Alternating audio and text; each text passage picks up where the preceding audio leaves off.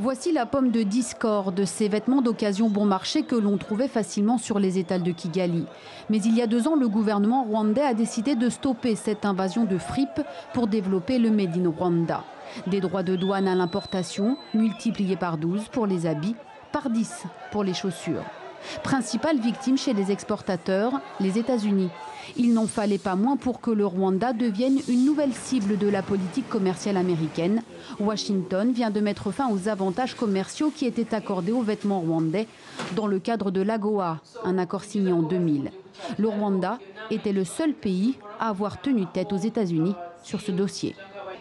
Il y a une corrélation entre décourager le commerce des vêtements de seconde main et augmenter la production nationale, objectif qui était la base de notre décision.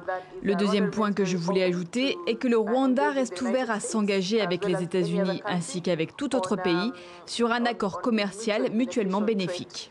En 2017, les vêtements n'ont représenté que 3% des exportations rwandaises aux États-Unis pour un montant de 1,3 million d'euros.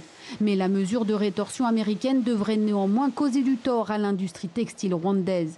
Les industries étrangères qui s'étaient implantées dans le pays pour bénéficier des avantages commerciaux américains pourraient aussi revoir leur stratégie.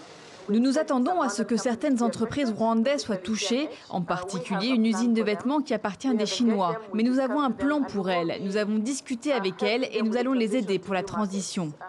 La Chine, l'un des partenaires essentiels dans la croissance rwandaise. Le président Xi Jinping était la semaine dernière en visite à Kigali.